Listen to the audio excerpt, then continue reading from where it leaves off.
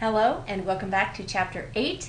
We are going to conclude with Part C, wherein we talk about nominal clauses. Nominal clauses introduced by the nominalizer that, and also nominal clauses formed with interrogatives. Let's get right down to it. What is a nominal clause, you may ask? Well, a nominal clause is a special subset of dependent clause. They can't function on their own. They are able to fill the same slots, though, that noun phrases do in sentences, and they break into two subsets. As I mentioned earlier, nominalizers beginning with that, and interrogatives beginning with words like what. Here's an example. I have heard that many students have read extracurricular biology textbooks. Okay, so here that is creating a nominal. I have heard something. Right, that is creating a nominal that can go up on a pedestal. We will see this sentence diagrammed pretty shortly. Then we have a second example. I wonder what sparks their curiosity. What is also triggering a nominal? It's asking a question, right? It's an interrogative. It's creating another nominal, something that goes in that noun phrase slot. And once again, as you have come to expect, the something or it trick that we have used to figure out if something is a noun or fits in a noun phrase slot or not is super helpful here with nominal clauses. I have heard something. I wonder something. Let's talk a little bit more about the nominalizer that. I'm sure you have concerns. If something is a nominalizer, it means that the thing, in this case the word that, can magically turn what follows it into a nominal clause, can make what follows it fill a noun slot. You might be a little anxious about that as a nominalizer since we have seen that in several different roles already. We have seen it as a demonstrative determiner. That cat is wearing a hat. We have seen it as a demonstrative pronoun. She said that, not me. That's the direct object there. We've seen it as a relative pronoun introducing a relative clause. More on this in a moment. But this is the house that Jack built. Right? And now our old friend that is up to some new tricks, functioning as a nominalizer, turning what follows it into a nominal clause that fills a noun phrase slot. Let's look at our extracurricular biology textbooks example. Don't freak out. I have heard that many students read extracurricular biology textbooks. Okay. So I have heard something. This looks pretty good so far. This looks like what we expect sentences with nominals to look like. The only extra fancy thing is that we now have the nominalizer that floating up in the sky attached to the nominal clause. It's floating up in the sky attached very loosely to the nominal clause because it's not actually playing a role in the nominal clause. It's creating the nominal clause, but it's not playing a grammatical role within the clause, the way, for example, the relative pronoun that might do. Okay, or absolutely has to do, I guess is what I mean. More on that in a minute. One nice thing is that we can attach the nominal clause and we can attach the nominal clause to the pedestal, and we can attach the nominalizer that, kind of wherever we want to. We don't have to worry about where the that is attached to in the nominal clause since it's not actually playing a grammatical role. It's floating in the sky like a balloon. So nominalizers have this magical power, right, to make clauses fit into NP slots. For example, Rachel will review the novel soon. I can turn it into a nominal with the addition of that. I hope that Rachel will review the novel soon. I could take something like the tides are caused by gravitational pull, and I could turn it into a nominal with that the tides are caused by gravitational pull is a scientific fact. The whole first part, the whole nominal, goes in the subject slot. And as you've come to expect from that, sometimes it gets a little twitchy, and it doesn't want to be there, right? It wants to go missing. This can happen sometimes too with the nominalizer, just like it can with the relative pronoun. Okay, so when the that fills the direct object slot, as in the example, I hope that Rachel will review the novel soon, you don't have to keep it if you don't want to. Remember that it was never playing a grammatical role anyway, so it makes sense that we could ditch it. I could simply say, I hope Rachel will review the novel soon. I can still use my something trick to check if it is in fact a nominal. I hope something, yeah?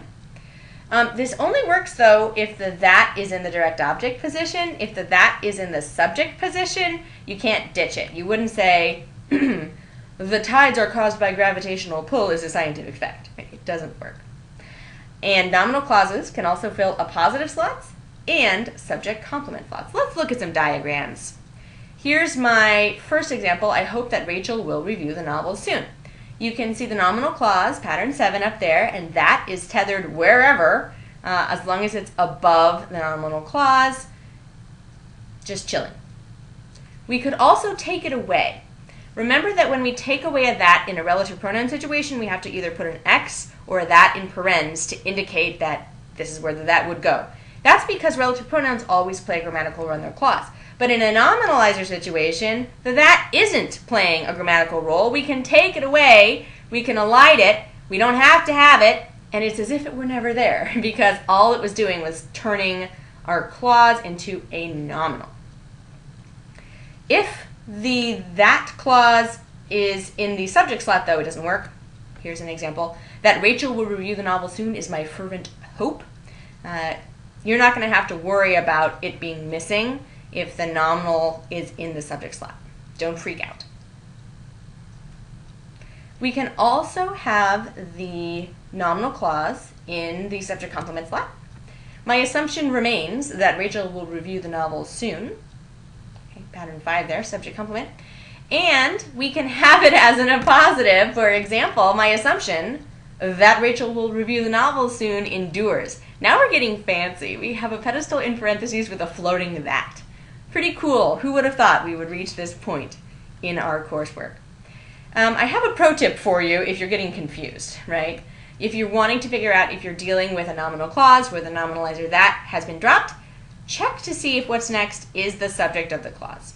So, for example, Katie believed that the newspaper would be ready in time, or Katie believed the newspaper would be ready in time. The newspaper is the subject of its own clause, so it's cool for the that to be dropped.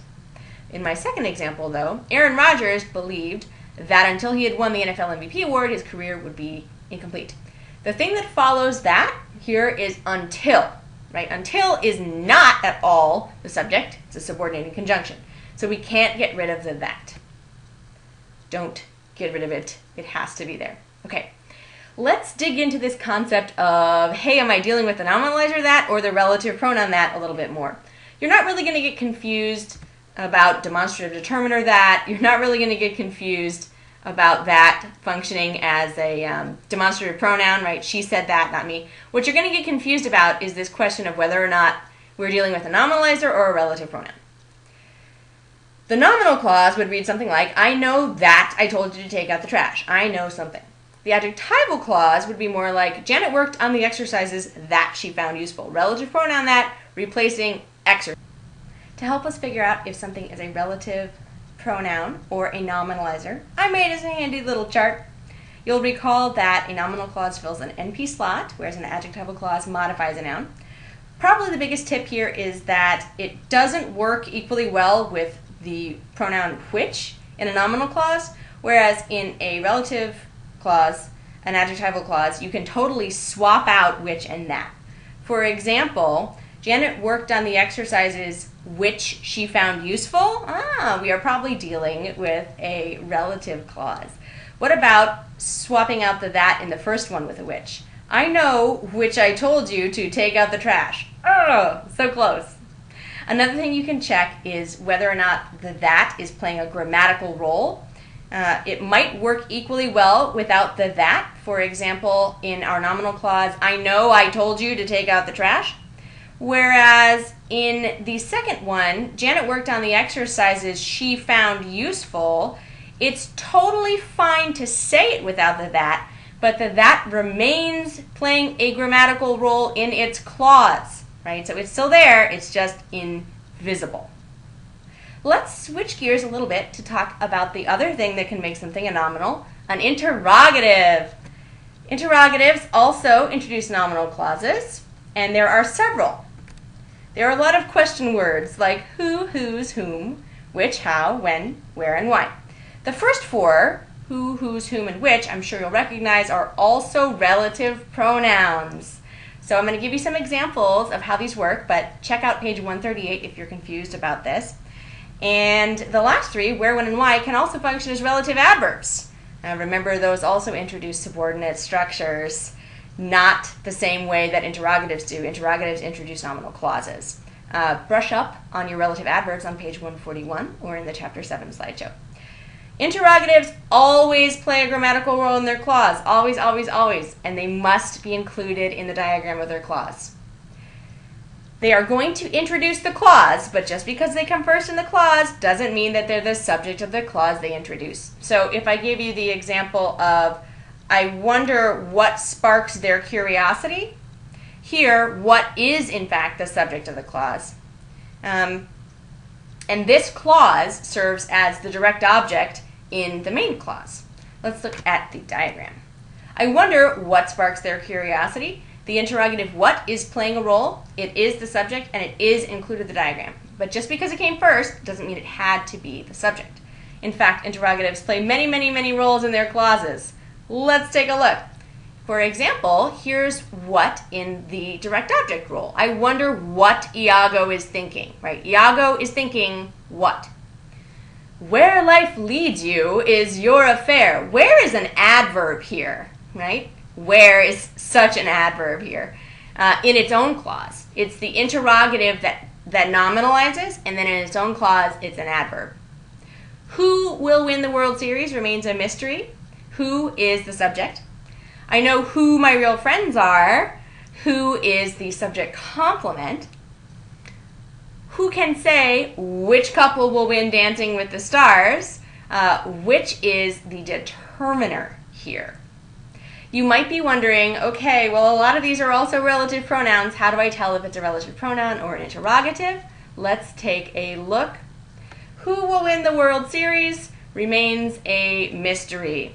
Something remains a mystery. A couple of clues here. Who is the subject in the clause, right? It's playing a grammatical role in its clause, and it's transforming that whole chunk into a nominal, making it fill the nominal slot. Whereas it would look totally different if we were dealing with a relative pronoun who. The Chicago Cubs, who currently own the best record in Major League Baseball, would relish winning the World Series. Chicago Cubs is being replaced by the relative pronoun who in the relative clause. We have a couple more kind of wacky interrogatives, yes-no interrogatives, and if or whether or not. Okay, so these don't have a grammatical function, but we can't get rid of them. And we have to be very, very, very careful not to confuse the interrogative if with the subordinating conjunction if, because they look like the same thing, but they're totally not. Let's look at some diagrams. Colin can't remember whether or not he was vaccinated already. Whether or not is the interrogative. It's answering a yes-no question in this case, and it's turning he was vaccinated already into a nominal. It floats in the sky because it's not playing a grammatical function, but we could never actually get rid of it. We couldn't say Colin can't remember he was vaccinated already. We also have the yes-no interrogative if. Colin can't remember if he was vaccinated already. Again, floating in the sky. Not to be confused with the subordinator if, the subordinating conjunction. Colin should not get another shot if he was vaccinated already. Whew. There's my brother, Colin, when he was a baby at the doctor's office. It looks like we figured out the whole vaccinations thing pretty satisfactorily. Butch says, in his opinion, Chapter 8 is the most challenging chapter in the book. So, review, review, review, rewatch, rewatch, rewatch, and practice, practice, practice. Keep up the good work, and we will see you soon.